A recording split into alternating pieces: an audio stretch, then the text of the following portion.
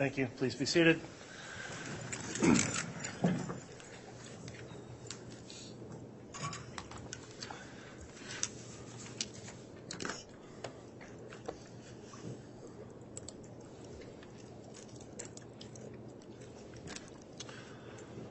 All right, we are, excuse me. We're on the record on case CR 22-21-1624, State of Idaho versus Lori Noreen Vallow. At this time, we have scheduled a jury instruction conference with counsel, the parties having both rested. I'll note on the record that earlier today, the court conducted an informal conference with the parties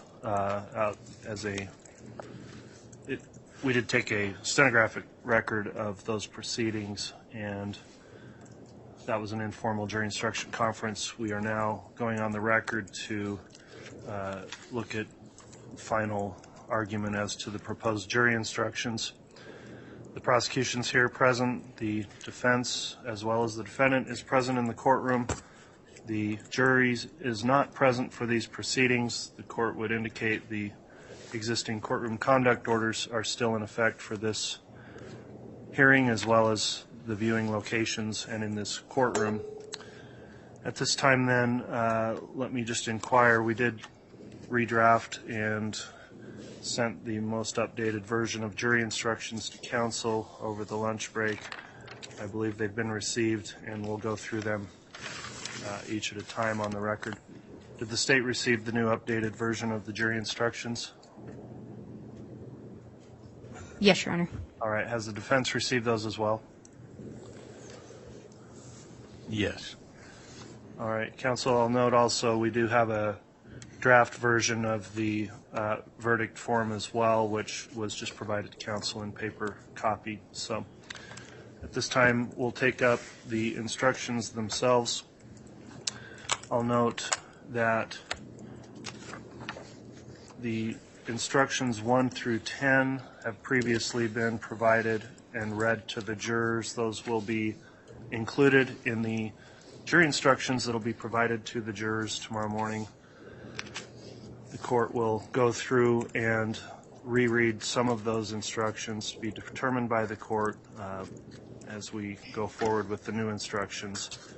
So we'll take up starting at instruction number 11, and I'll just call through each of these on the record and indicate whether there's any objections or not. So on jury instruction number, what is now number 11, does the state have any objection to that instruction as included in the draft?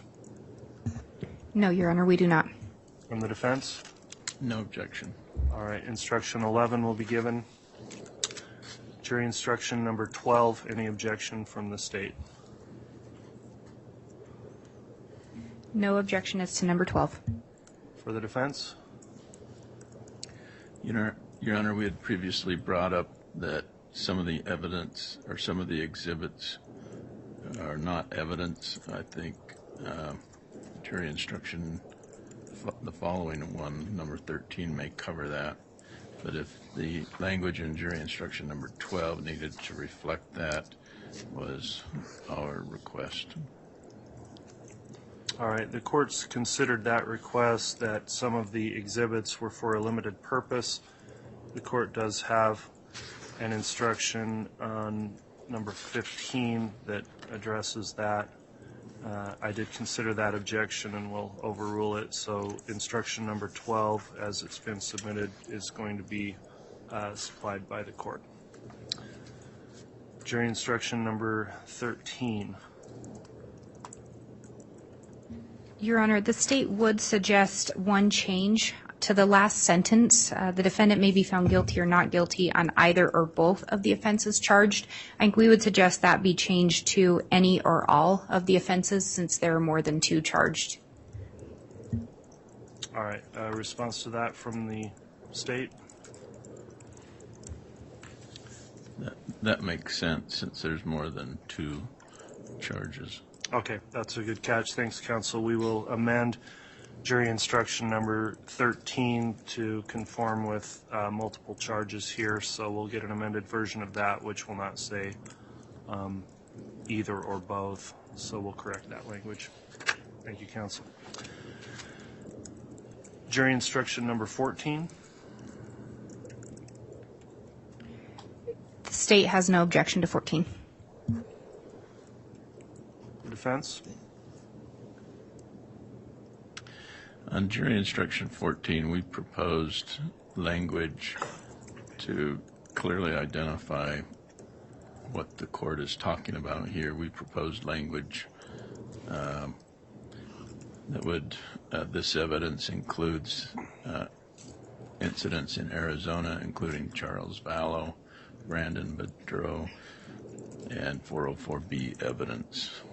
Since that's what this instruction is referring to, we thought a further explanation would assist the jury. All right. Does the state have a response to that? Your Honor, I think the state had previously indicated, and our position would be that adding that additional information may only confuse the jurors. The state's recollection and understanding is some of the evidence that came in regarding those individuals did not fall under 404B. While we recognize some did, and probably the majority, I think the court gave appropriate instructions throughout, and if anything, only a mention to those instructions given by the court. I believe those may be covered further in the jury instructions, but we believe the appropriate instructions have been given, and 14 as drafted would be the least confusing mechanism for the jury to receive this instruction. All right. Thank you, Ms. Blake. The court has considered the comment from both the defense and the state. After the informal conference this morning, we did add a sentence into this instruction, which is the second sentence that states, at the time this evidence was introduced, you were advised of its limited purpose. I think with that reference back to the advisement that occurred in court, as well as the remainder of this being a standard jury instruction that the court views as properly defining limited evidence as it relates to 404B, that continuing or ongoing objection will be overruled, and so this jury instruction number 14 is going to be given as it's indicated here in the draft. All right, on jury instruction number 15, I will note that we went in and took out 3 of the listed exhibits, which were summary exhibits, not demonstrative, and made that amendment during the since the last conference. And so with that in mind, does the state have any objection to 15 as it states now? No, Your Honor, no objection. From the defense? No objection. All right, 15 will be given. Instruction number 16.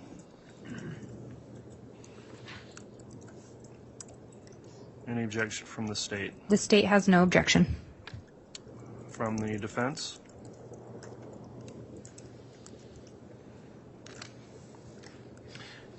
Since there was another instruction on aiding and abetting, we asked the court to consider the other language of aiding and abetting, and since they may be not defined the same, we will lodge an objection.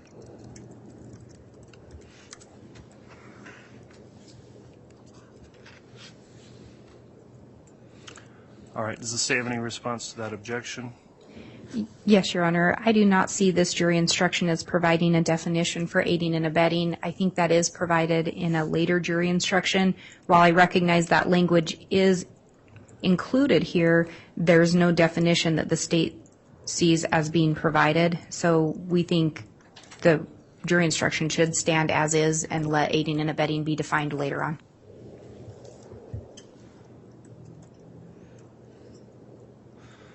All right, the court's considered the objection, and I will overrule that and allow for this instruction to be provided, as there is going to be subsequent definition of aiding and abetting within the substantive instructions. So jury instruction number 16 will be given.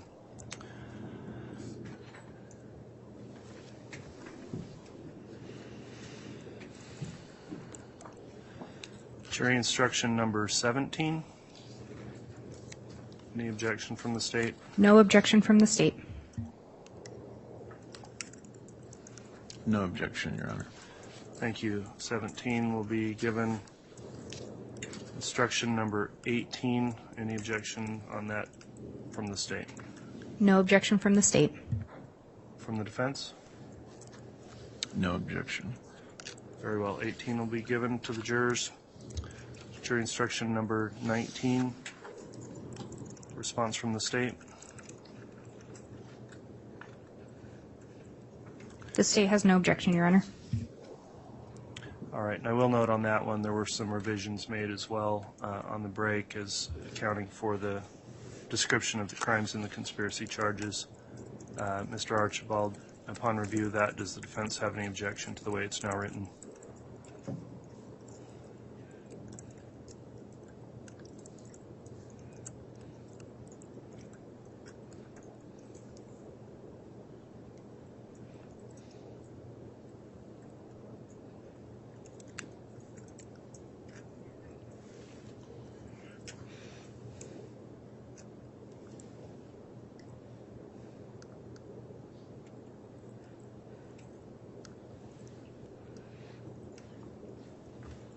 As it's alleged in the indictment, the grand jury combined first-degree murder and grand theft by deception into one count. That's count 1, and then both charges combined in count 3. I think the way jury instruction number 19 reads is that the jury in this case should consider those crimes separately.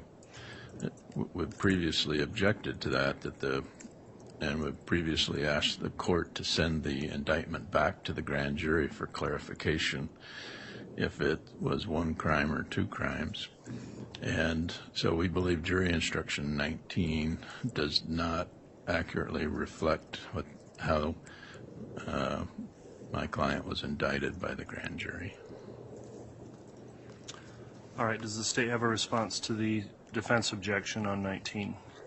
Yes, Your Honor. In looking at 19, there's a breakdown of counts 1 and 3, which included the crimes of first-degree murder and grand theft by deception, and then it references count 5, which is just an agreement to commit first-degree murder. Looking at the language moving forward, I don't have the same concern as defense. I don't see how there's any confusion with regard to what crimes are charged within each count. So I believe the way that it's written now would comply with the standard ICJs and be appropriate. And I don't see it as being confusing, indicating they don't need to agree upon every detail, and then defining or talking about how an agreement can be established. So we would request that it remain as written. All right, the court did modify this instruction after the informal conference when the defense raised a concern about the conjunctive, well, having murder and grand theft by deception together, and whether that was a crime singular or crime plural. In order to resolve any confusion that could result, the court went back to the language of the indictment itself, now the amended indictment, and took the actual language out of there, indicating that on counts 1 and 3 it is crimes of first-degree murder and grand theft by deception. So with that clarification, the court will keep this jury instruction as now modified and overrule the objection of the defense. So jury instruction number 19 will be given. Jury instruction number 20 from the state. Any objection? No objection from the state. For the defense? No objection. 20 will be given. Instruction 21 from No the state? objection. Okay. Oh, I apologize, Your Honor. No objection from the state. No objection. All right, 21 will be given. Instruction 22? No objection from the state. For the defense?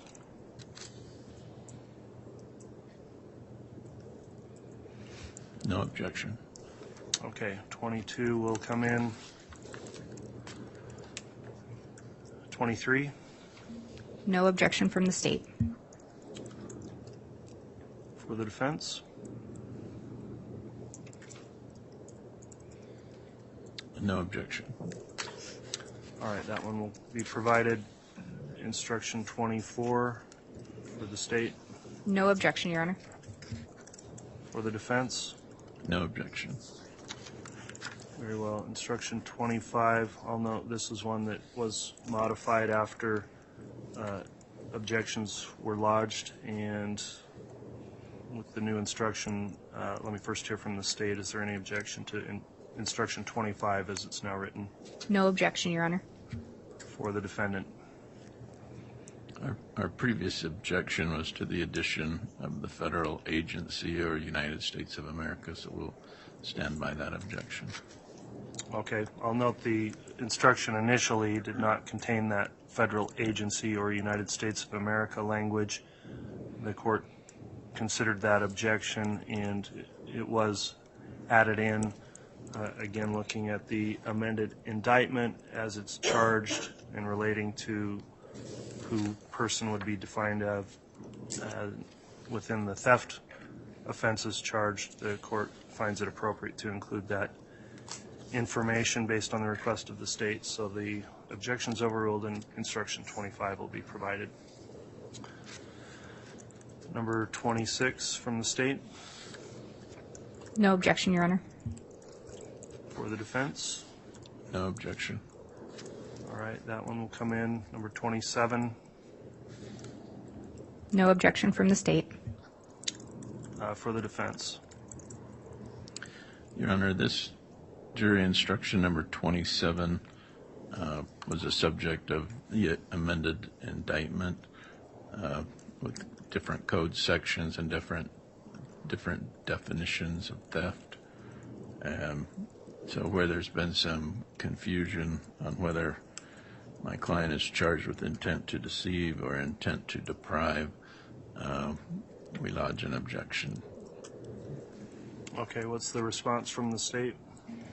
Your Honor, the state's response is this is in compliance with the standard Idaho proposed jury instructions. It also, regardless of which code section it's charged under, theft would always include the wrongful taking, obtaining, or withholding of property from the owner of another. The difference would be potentially by which means that was done. But given the court's ruling on that and the language reflected in the indictment, as well as the evidence that came in, we feel that this does conform in all aspects. All right, I've considered the objection on jury instruction number 27 as it relates to how the amended indictment now reads. The court does find that's an appropriate instruction that will assist the jurors in applying the law to the facts of this case. So jury instruction number 27 will be provided. Jury instruction number 28. The state has no objection. All right, and this is a long instruction. If you need a moment to continue to look at that, Mr. Archibald, you may.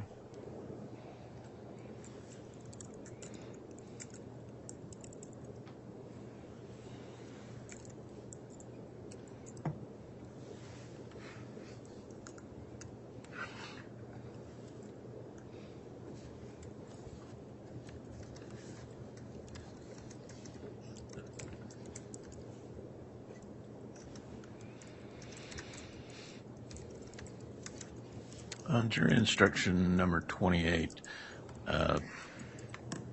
the defense lodged an objection due to the language in this instruction not mirroring the indictment from the grand jury. The indictment from the grand jury, the defense had requested that it be sent back to the grand jury for clarification, and this is now reflecting that issue, that the jury instruction tries to clarify what the grand jury could not. So we believe that that's improper for the court to fix the grand jury's errors. Some of the errors are contained in paragraph 3, where the and or language has been added. That's not what the grand jury indicted my client on. grand jury indicted Lori Vallow and Chad Daybell and Alex Cox and other co-conspirators. This jury instruction now says Lori with Chad and or Alex. So it's giving the state of Idaho more options in their charging, giving the jury more options to convict that the grand jury did not indict my client on. Also in paragraph 4, the grand jury described murder and grand theft as one charge. Again, the defense asked the indictment be sent back to the grand jury for clarification, and that request was denied. So we're stuck with murder and grand theft being one crime, not multiple crimes in paragraph 4. In paragraph 5, we believe this misstates the crime. Paragraph 5 of jury instruction number 28 says the defendant intended that at least one of the crimes would be committed. Again, we believe the grand jury indicted the defendant on one crime called murder and grand theft. And so because of those errors, we don't think that that this court should fix those errors at a jury instruction conference. So that's why we're objecting to jury instruction number 28. All right. Considered those objections, I'd like to hear a response from the state. Thank you, Your Honor. And I'll try to take them through the way defense did, because there were a couple different sections identified there. So first, looking at number 3, I think adding the and or clearly comports with the evidence presented. It's also, this is clearly a conspiracy charge, and in an earlier instruction, it specifically says an agreement between one or more persons does not require multiple persons to enter into that agreement. So considering that it comports with the crime of conspiracy as well as the evidence presented, I think that that is well within the court's discretion to do that, and that it would be appropriate, as well as complying with standard jury instructions. Looking at number 4, I don't see the same issue there that defense is pointing out. It clearly says to commit the crimes of murder in the first degree of Tylee Ryan and grand theft by deception. I don't see where those are separated out differently. I think the and is there. So I think that is written appropriately, and I'm not sure of the objection there. With regard to number 5, I think that absolutely comports with the Idaho standard jury instruction. Again, I think it comports with evidence presented in this case and is appropriate. However, we would leave 5 within the discretion of the court for the court to make the determination, but we believe that they are appropriate as written and comply and comport with evidence and the Idaho standard jury instructions. All right. Thank you, Ms. Blake. This one, on paragraph 3, where it has an and or, I will agree with the state on that there are other instructions that cover that and the nature of a conspiracy where someone can, for example, enter later on. I think the evidence presented and the way it was charged in this case, it does not have the and or language in the information, which I considered, but also looking at the evidence that came about, and it does list all 3 people as co-conspirators, Lori Noreen Vallow, Chad Daybell, and Alex Cox. I think that given the other instructions that clarify how a conspiracy can be entered into, perhaps at different times, and also looking at the evidence of this case, that it would be appropriate to allow the jurors to consider the and or element of that as it relates to this charge. The paragraph 4, I think, does comport with the way the indictment now reads and has read, that it is a crime charge of first-degree murder and grand theft, and so it's got that conjunctive in there, combining them together essentially by using the word and. On 5, I do wonder if, because of the way it is charged, it wouldn't be more appropriate for it to read that the defendant intended that and take out at least one of, and have it read the defendant intended that the crimes would be committed. So if I remove the at least one of language, that I think may assist the defense, at least in terms of their addressing that question of whether or not this provides an option that's not contained in the charging document. I'm not entirely sure I want to remove that or not, but I'd like to hear some further commentary if you think that would be an appropriate way to amend that to more accurately reflect. Mr. Archibald, any thoughts on that? If it read the defendant intended that the crimes would be committed, as to just paragraph 5, understanding you maintain your other objections, would that resolve that issue on 5? Yes, I think that if we struck at least one of, because the way that it's charged, it needs to be both. So the defendant intended that the crimes, again, crimes plural. I think the way that the grand jury charged it, they called first-degree murder and grand theft one crime, and so if paragraph 5 reads the defendant intended that the crime would be committed. All right. Any further response on that from the state? Your Honor, I think given the nature of the defense's concern and maybe even what sounds like the court's concern, while the state does believe that this complies with the standard jury instructions and that I think there is other language contained in the instructions regarding there doesn't have to be agreement as to every element or every act taken, I think given the concerns, the state would defer to the court on this. Again, we think it complies, but we would just defer to the court's discretion. Okay. Thank you, Ms. Blake.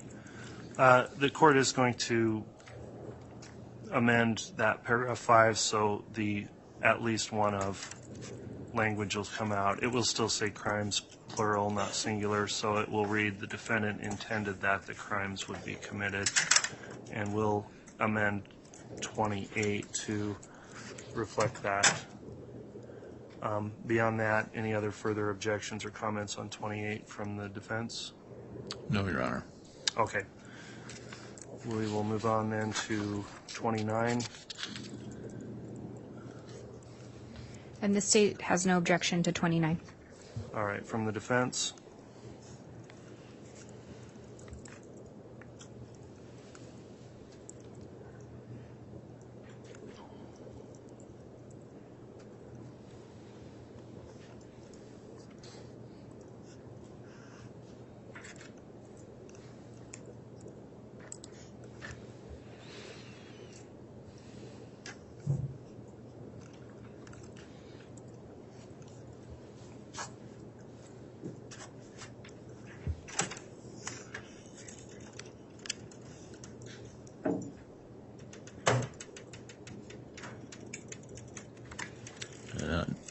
No objection to instruction number 29.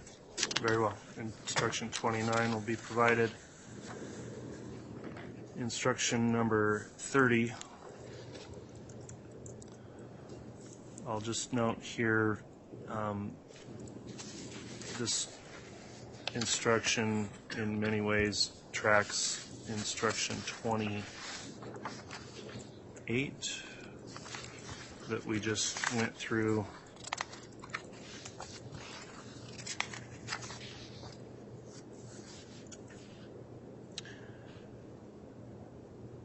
And so the court is going to, on paragraph 5 of 30, using the same logic that was on 28, take out the at least one of,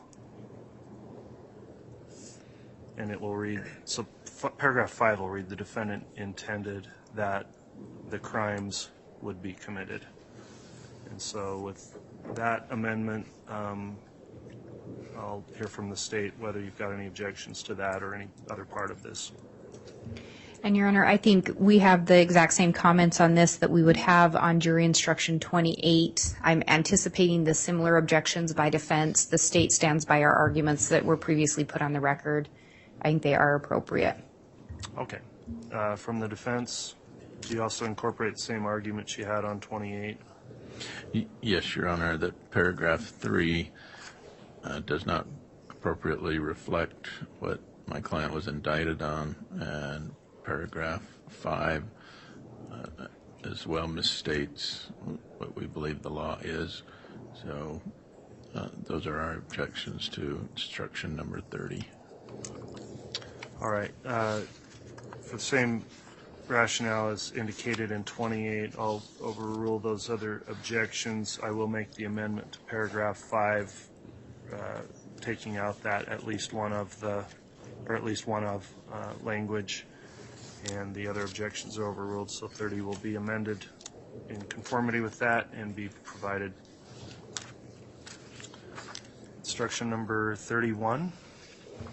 And Your Honor, just briefly on instruction number 30, just so that it mirrors 28, on that number 5, I know the court has indicated we're going to take out at least one of. On this one, there's an S in brackets, and on the last one, there was no S in brackets. The state doesn't care which way it's written, but just if we want to be consistent. Okay, and I'll intend to make that consistent, and it will read crimes without the bracket on the S.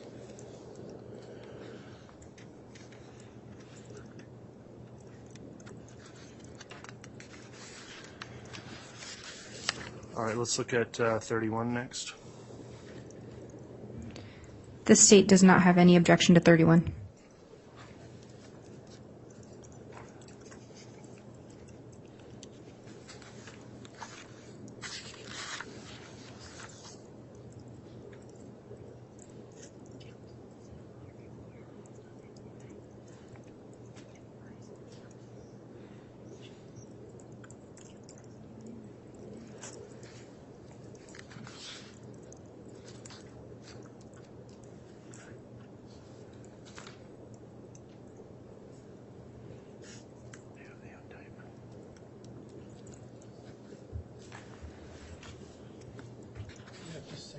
Yes, you may.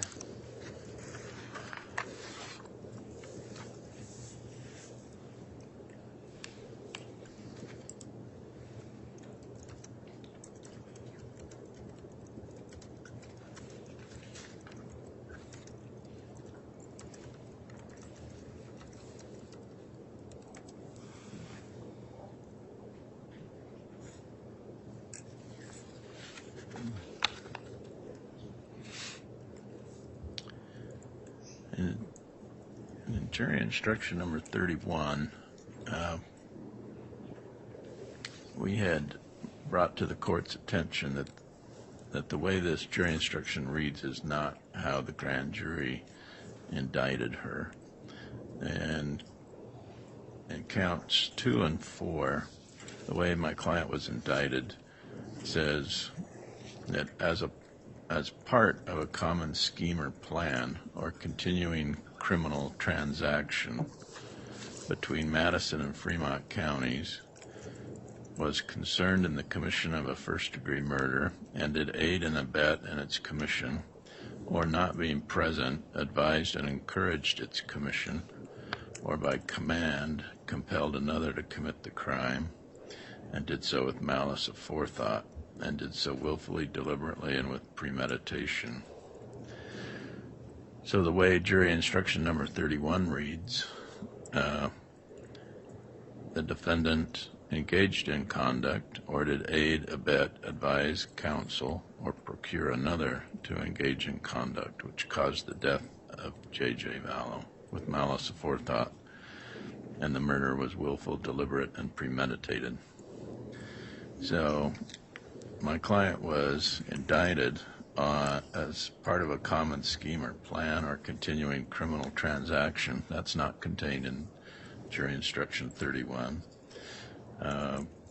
The word counsel in jury instruction number 31 was not part of her indictment.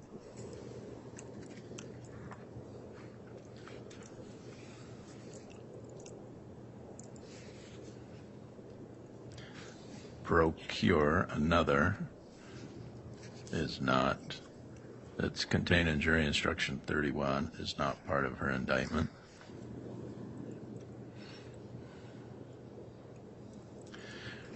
So we believe the court in jury instruction number 31 is instructing this jury completely different than how the grand jury indicted her.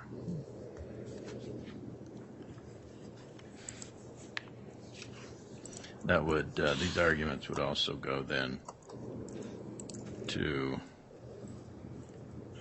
the previous count 2 in the indictment, or instruction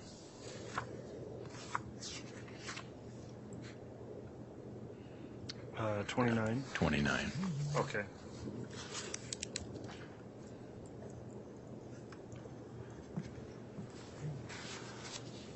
All right, so the paraphrasing here, but the defense has raised an objection, and now I'm addressing the state that I recognize there's Idaho Criminal Jury Instruction 704A, which is the standard instruction for first-degree murder, malice aforethought.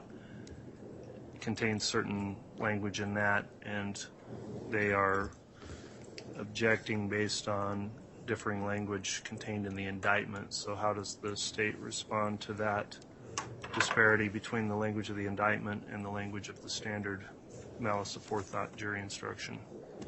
Thank you, Your Honor. With regard to the first part, the common scheme or plan or continuing criminal transaction between Madison and Fremont counties in Idaho, the state's position would be that was a preliminary issue regarding venue in order to have both counties as a potential place where the crime was committed when the actual element is to prove within the state of Idaho. So that was a preliminary issue dealing with venue, and I do not believe is a required element to be proven, so would not be included on jury instructions. So that's the state's response with regard to that.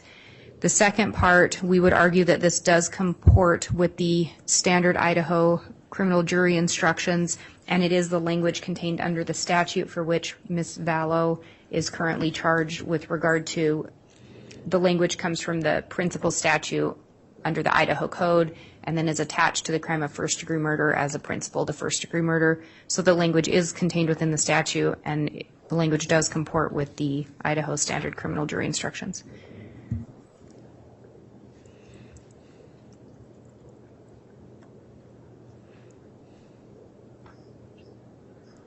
All right. Well, in terms of the first objection as the common scheme or plan or continuing criminal transaction, I'll overrule that objection based on the argument of the state that that goes more towards venue than any other substantive element of the crime. The second part of the objection, I had seen this and thought about it, and upon hearing argument, I do think there's further concern that needs to be discussed about some language that is in the standard instruction but not in the indictment, and that is the terms counsel and procure, because the indictment talks about advised, encouraged, or by command compelled another. Doesn't have any counsel or procure language, and I guess I'd like to hear a response from the state as to whether it would be appropriate to include those terms when they're not in the indictment. Yes, Your Honor, and I was just comparing the exact language of the indictment with the language in the jury instruction. So we do have the did aid and abet, which is contained in both. We do have the not being present advised and encouraged its commission. So I guess if we are going to make the changes, I would recommend or propose that it be changed to advised and encouraged its commission.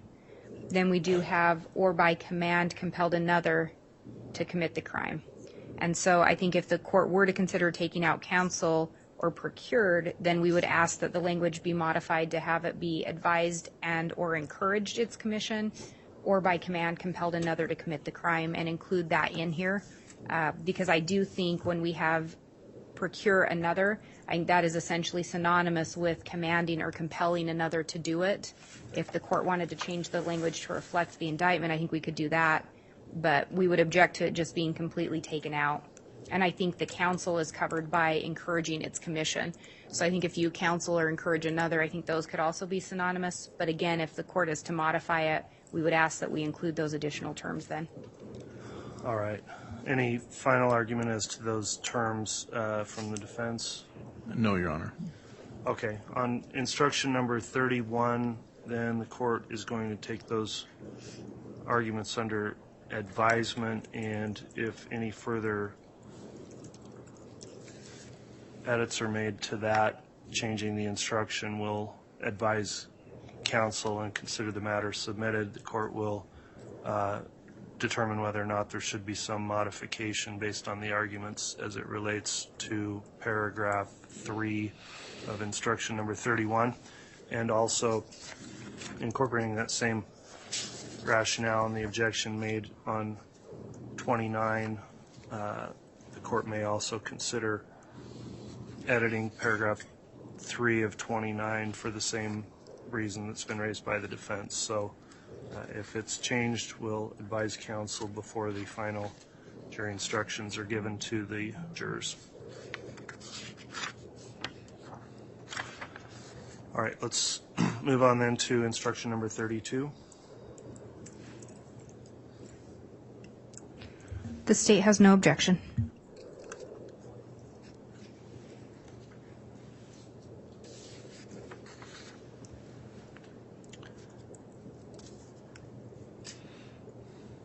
Mr. Archibald?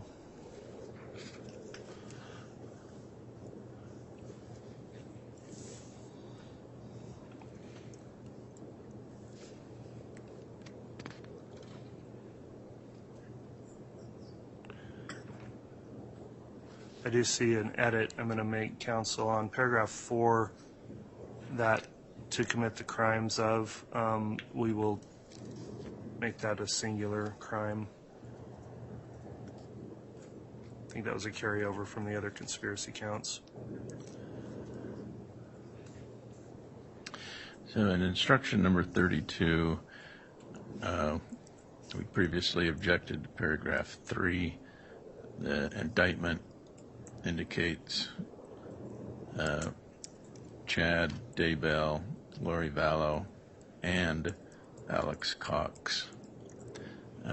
Paragraph 3 in this instruction says Lori Vallow, Chad Daybell, and or Alex Cox. So we believe that this instruction gives more options for conviction as to other than how she was indicted. So the and or language as proposed by the state, we believe, is not reflective in the indictment. The indictment contains language as part of a continuing transaction, common scheme or plan, did willfully and knowingly combine, conspire, confederate. That language is not included in instruction number 32. Did combine or conspire to commit murder. That language is not in instruction number 32.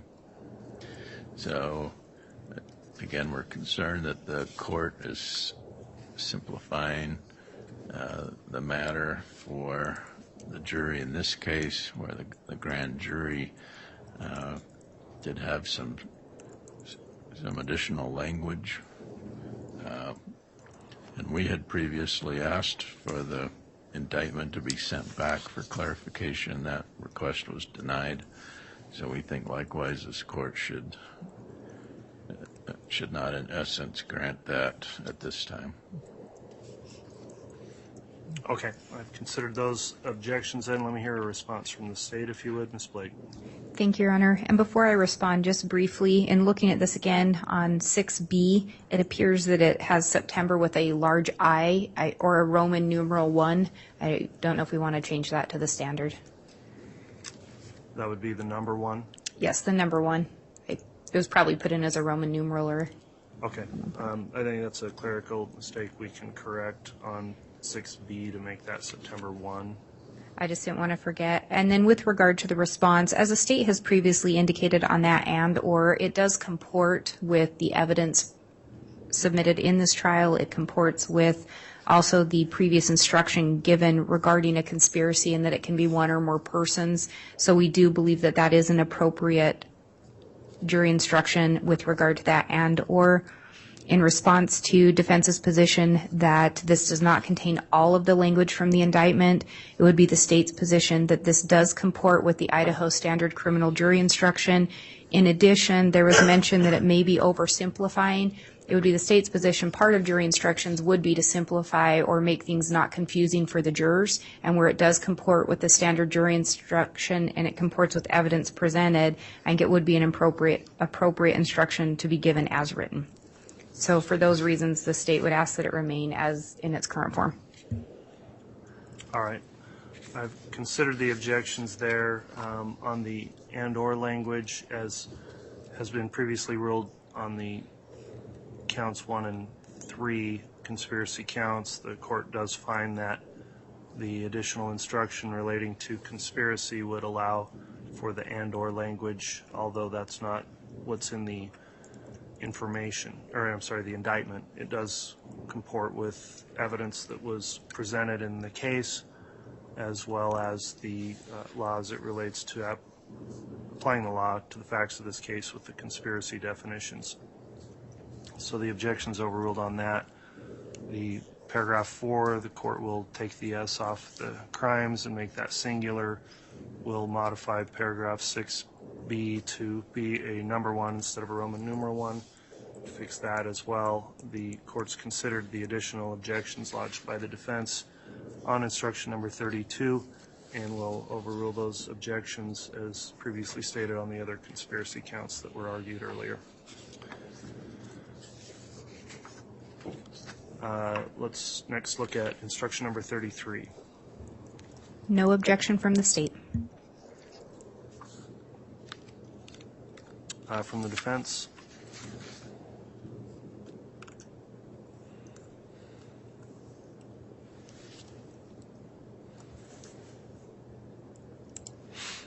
Yes, we previously objected to jury instruction 33 because the state yesterday asked for an amended indictment to clarify what type of theft they were seeking because of different code sections were reflected differently in the indictment, and so whether she's charged with intent to deceive or intent to deprive,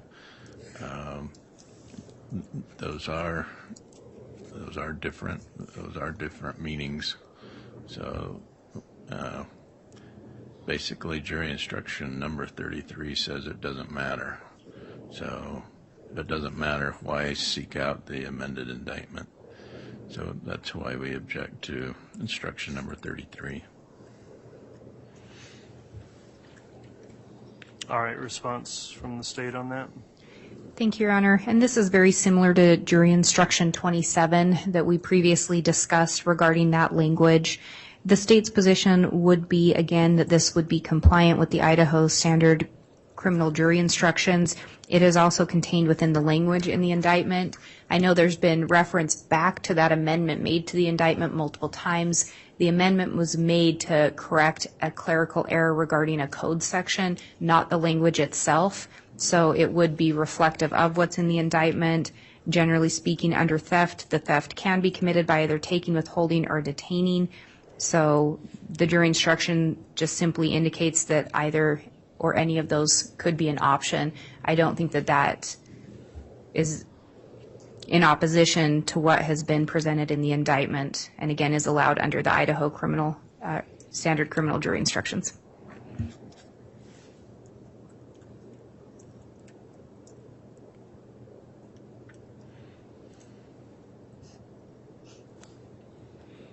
All right, I'm just rereading this instruction.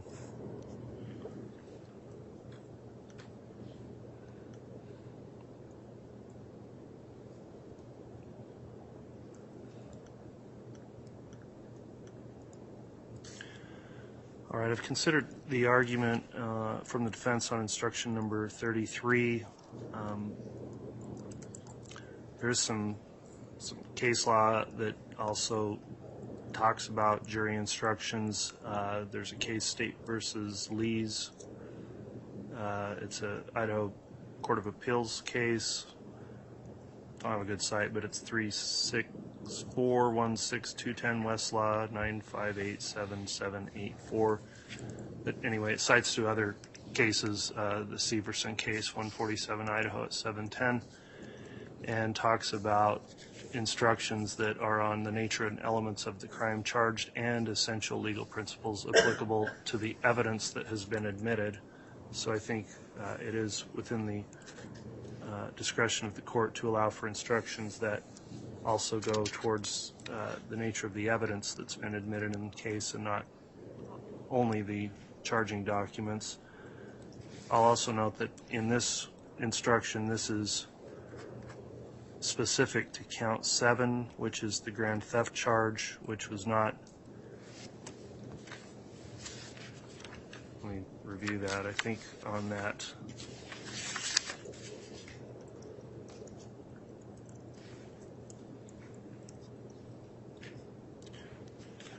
Was that charge amended as part of the amended information to change the code site? No, Your Honor.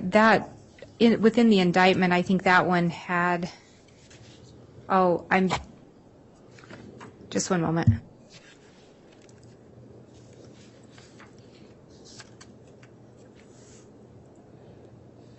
It does have the 24032A code site. Yes, I'm looking at the amended indictment as if it were the original, so I apologize, Your Honor. I was double checking that. It was amended, but I would note the language in there has always contained the by deceit with intent to deprive another, and then it goes on to eventually say wrongfully take, obtain, or withhold, and I believe that that is indicative of the same language within the jury instruction. All right. Well, having considered that in the language of the indictment, the court finds that instruction 33 is a proper and standard jury instruction also from the Idaho criminal jury instructions and would apply given the evidence that's been admitted in this case to help instruct the jury to appropriately apply the law to the facts of this case. So instruction number 33 will be given. Let's next look at instruction number 34. The state has no objection, Your Honor. All right, from the defense.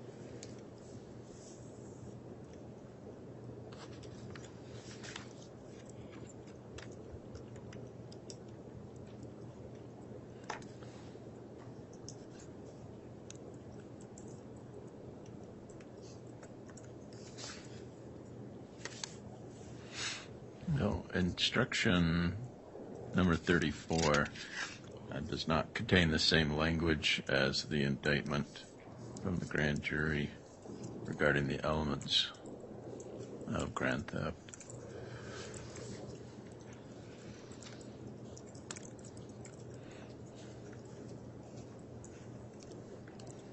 All right, what's the response from the state? Your Honor, the state's position is this would conform with the evidence that was presented at trial, and it also conforms with the Idaho standard criminal jury instructions. In looking at it, again, it does have that common scheme or plan language that, again, as the state had indicated, dealt with the venue issue, which is a preliminary matter, and we believe that the language in what's charged does comport with what is in the jury instruction, although it may have different language that it comports.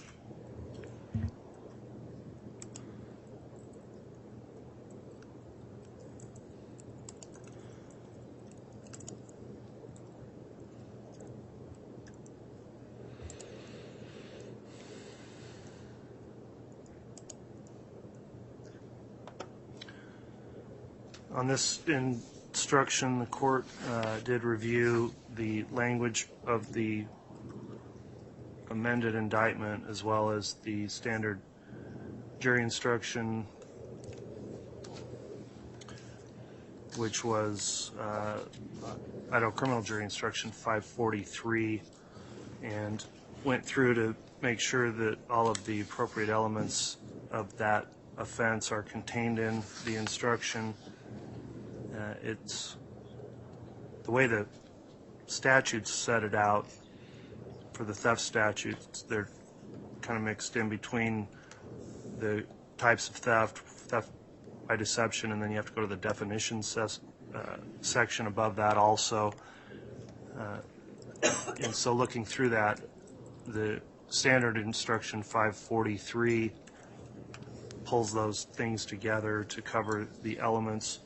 So because this is based on the 543 instruction and having confirmed the language in the indictment, the court does find that the instruction properly instructs the jurors as to both the elements of the offense as well as comports with the evidence that's been admitted in the case for the jury to consider. So considering all that, the court will overrule the objection of the defense, and jury instruction number 34 will be provided.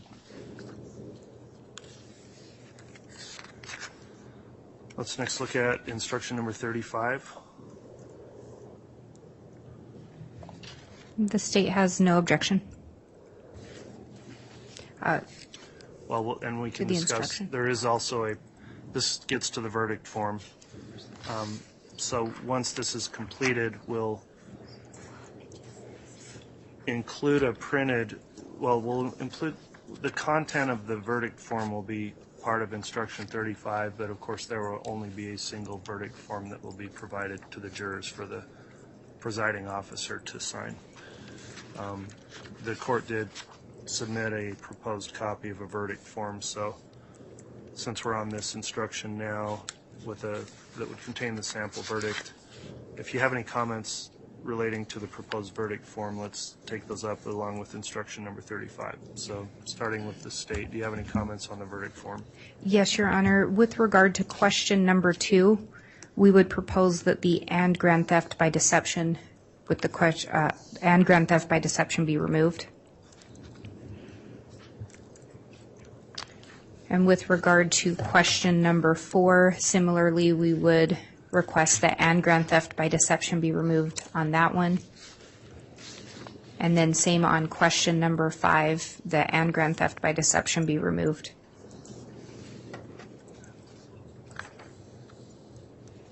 I believe those are the only proposed changes by the state. All right, and then for the contents of instruction 35, any objections to the way that reads, short of the verdict form? No objection to the way the instruction reads. All right, and looking at, I'll hear from the defense here in a minute, but that does need to be corrected. The grand theft by deception language that's not part of the charges will be removed on those verdict forms. We'll get another proposed verdict form to you before it's provided to the jurors in the morning, and make those amendments on that verdict form. Let me hear from the defense now, noting those changes that will be made on the verdict form to comport with the charging language of the indictment. Do you have any comments, Mr. Archibald?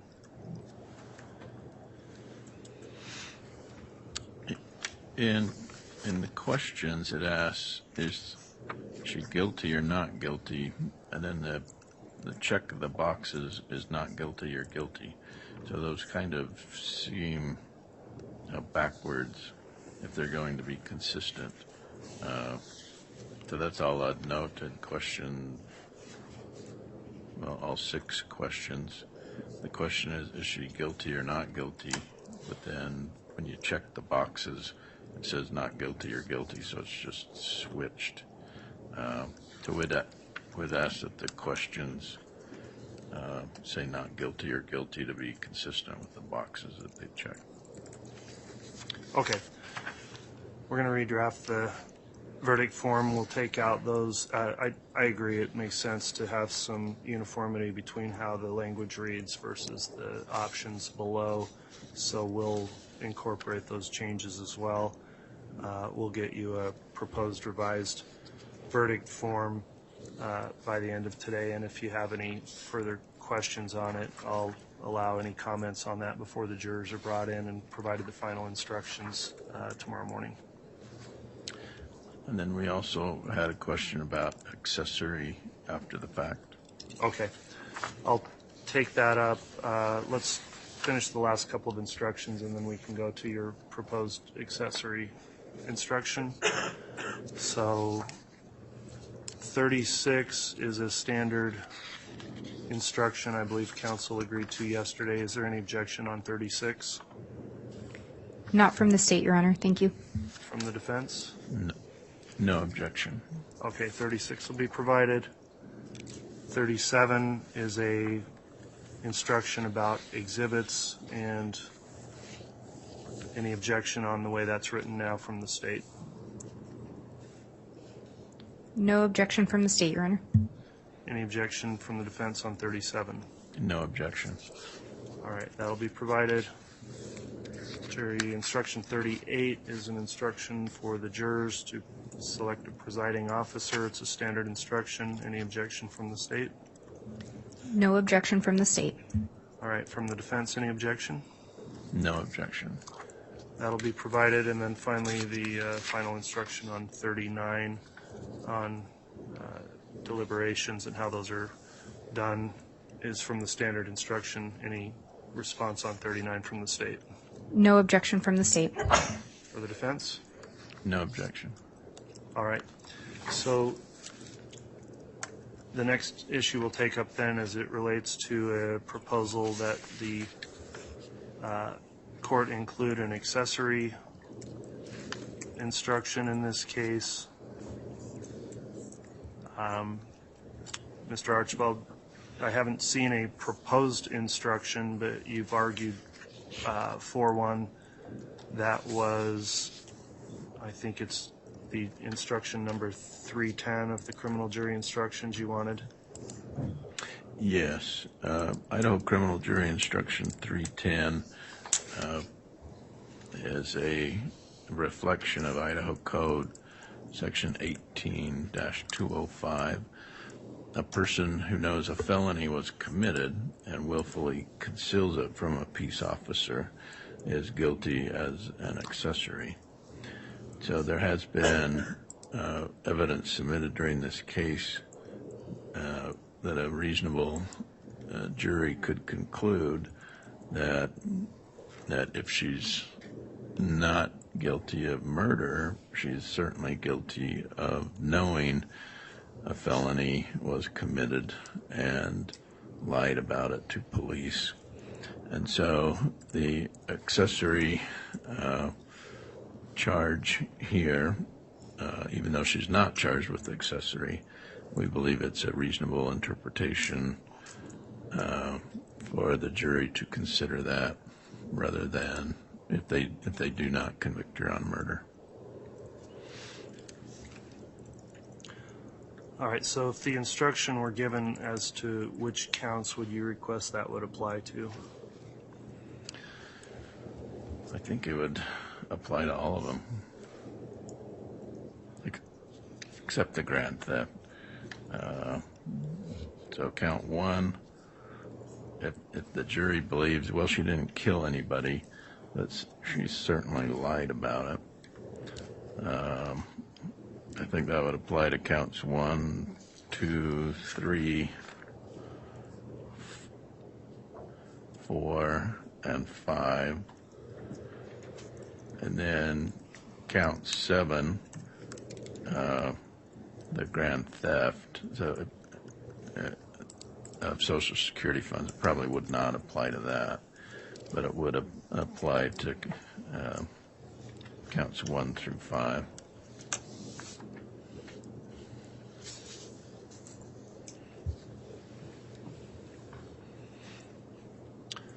All right, I'd like to hear some response then from the state on whether or not an instruction in conformity with criminal jury instruction 310 would be appropriate in the case. Thank you, Your Honor. The state's position is that it would not be appropriate. Essentially, it's being requested as a lesser included offense instruction for several of the counts here. In looking at Rome v. State 164 Idaho 407, that's an Idaho Supreme Court case from 2018. When we look at the language in that, it's a little bit different of specifically what was being determined. In that one, they were attempting to include accessory after the fact as a lesser included of an aiding and abetting, but that would lead into a jury instruction providing that you don't consider the differences necessarily between aiding and abetting and principles with certain things. But the bigger part of it, I think, and what we would indicate is that one offense is not considered a lesser included of another unless it is necessarily so under the statutory definition of the crime.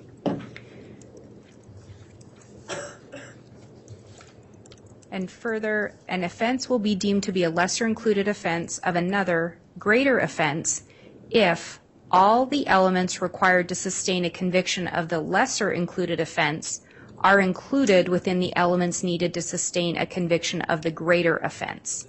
As a result, an offense is not a lesser included if it is possible to commit the greater offense without committing the lesser offense. And when we look at accessories defined, and specifically the Idaho Code 18205, all persons or accessories who, having knowledge that a felony has been committed, willfully withhold or conceal it from a peace officer, judge, magistrate, grand jury, or trial jury. In no way are those elements required to prove conspiracy to commit first-degree murder and grand theft. They're not required to prove conspiracy to commit murder, or they're not contained within those elements. And they are not required for grand theft, which I think the defense has recognized that. And they are not required to prove first-degree murder, and especially under the theory of a principle. In no way is there an element that a person having knowledge, withhold, or conceal that as a requirement to prove one of the greater offenses. So if we follow the rationale of the Idaho Supreme Court in Rome v. State, accessory after the fact would not be an appropriate lesser included. So to include that instruction would only confuse the jury. In addition, when we look at 310, there's actually a comment there indicating that it shouldn't just stand alone without more. And if I may have just one moment. Yes.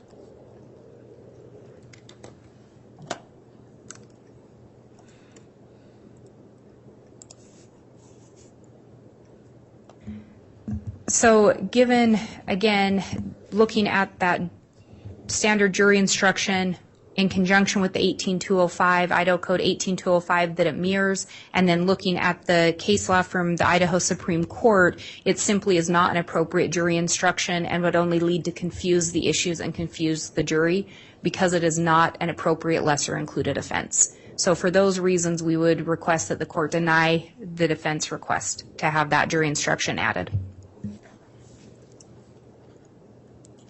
All right, any response from the defense before I make a ruling on this proposed instruction? No, Your Honor. All right, the court's considered the defense request to include the accessory instruction. As noted, it wouldn't apply to the count 7 grand theft charge because that charge is only as against the defendant here. The accessory instruction talks about another person, so it talks about the person charged. If you willfully conceal it says a person who knows a felony was committed and willfully conceals it and protects the person charged is guilty as an accessory. I've considered the argument by the state for the rationale stated in Rome versus State about whether or not it's an appropriate lesser included offense, and considering the evidence that's been presented as well as in this case just the evidence by the case in chief, and there wasn't a defense case put on. other than through cross-examination. I've considered that.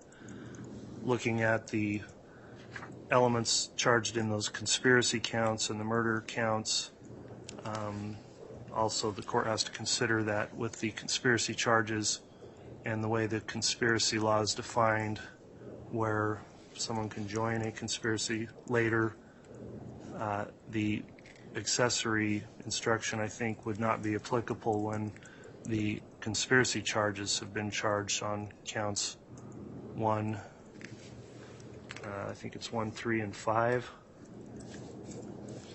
I'll also note the evidence in this case was that the defendant was part of the conspiracy from the time before any of these alleged acts were committed. There wasn't any direct evidence that there was no knowledge of this before the alleged acts that are charged in counts 1, counts 3, and 5 for the conspiracy charges, so I'd find it would be an inappropriate instruction for those. And then also as it relates to the other charges, 2 and 4 for the murder charges, again, the evidence would have to support for the jurors to find that there was some knowledge of the defendant, and I don't really recall any evidence directly relating to any express knowledge. There's circumstantial evidence, but that would indicate that knowledge only would have occurred after the fact, so all the allegations were the knowledge occurred before and after. And looking at that as well as the elements of conspiracy, and again the comment in the instruction under 310, which cites the State versus Teasley case and also the Rome versus State case the State has cited to, I think that it would be an instruction that would not properly advise the jurors of the evidence that's been here as it relates to the charges, as well as I think it would potentially confuse the jurors as well. So the court is going to deny, based on the evidence that was presented in trial, the defense request for an accessory instruction, and the court determined that would not be appropriate here. For those reasons, then we're not going to allow for the accessory instruction as either a freestanding option or to be in combination with the charges in the case. So that'll be the ruling on that request. Counsel, we do have a new proposed verdict form that's ready to be reviewed. Why don't we take a quick recess, maybe for just 5 or 10 minutes, and then we can come back on the record and go back to the verdict form. I'll get a copy provided to you, and then we can determine whether that's sufficient. All rise.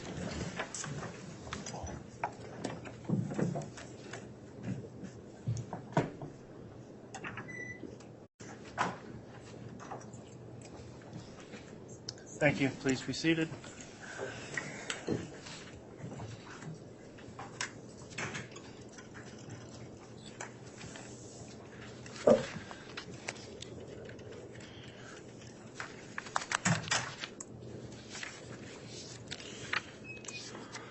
Okay, we're back on the record on case CR 22-21-1624, State of Idaho versus Lori Noreen Vallow. We took a recess while we redrafted the proposed verdict form. I just wanted to go through that issue again before we conclude. So that would relate to our jury instruction number 35, which would contain within that instruction a content of this proposed form. So has the state seen the revised verdict form now? Yes, Your Honor. Does the state have any comments on the verdict form or approve the verdict form as it's now written? We approve the verdict form as written. All right. Has the defense been able to review that? Yes, Your Honor. All right. Does the defense have any comment on the verdict form or any suggested further edits?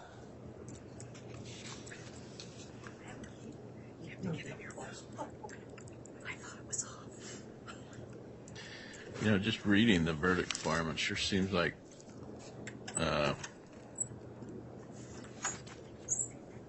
question number 6 is pretty similar to question 1 and 3, where they all contain the same charge of grand theft. All right, the counts are as set forth in the in the indictment. So 6 is a question as it relates to count 7 of the indictment, which is the grand theft charge. So that's my only observation. I realize that's how they charged it. All right. Understood. So, counsel, the court will intend to provide that as incorporated in that instruction 35. If there's any other revisions or rulings, the court will put up those on the record in the morning before our closing arguments. The court also will, before the jury comes in, plan on finalizing the ruling on the Criminal Rule 29 motion that was argued and taken under advisement.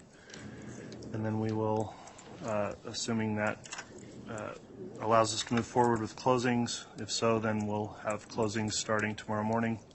Is there anything else we need to bring up? One other point, actually, I wanted to mention, counsel. On the information, which will be the amended, I'm sorry, I keep saying information, but it's the indictment. On the amended indictment, the jurors have not had a copy of that previously provided. They've been read from it in the instructions, but they will, in deliberations, have a copy of that. The court would intend to redact out the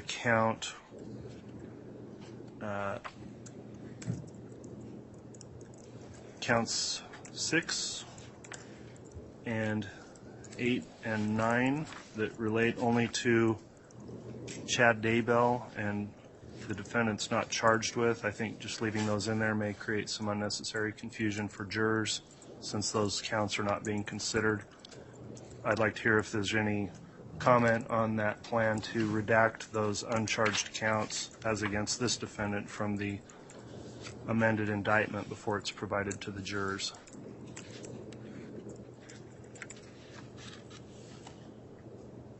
Your Honor, the state wouldn't have an objection to that. I guess the only thing that I would indicate is I'm not sure if those are going to show as redacted or if the court is considering renumbering the indictment counts in order to match up with the questions, because the verdict form will have a different number associated with it than the indictment will by redacting out those counts. So that would be the only concern at all, is if we could agree to potentially modify that for purposes of handing it to the jury, just those count numbers to match up with the question numbers.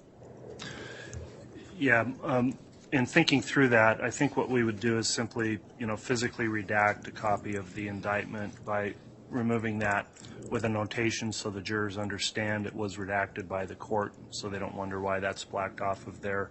The counts would remain the same as they are in the instructions and as they are in the indictment, so it would track with what we've already put together. So I think that would alleviate that concern. Does the defense have any objection to the redaction of the Chad Daybell counts in the indictment? Would the court also delete his name from the indictment in the title?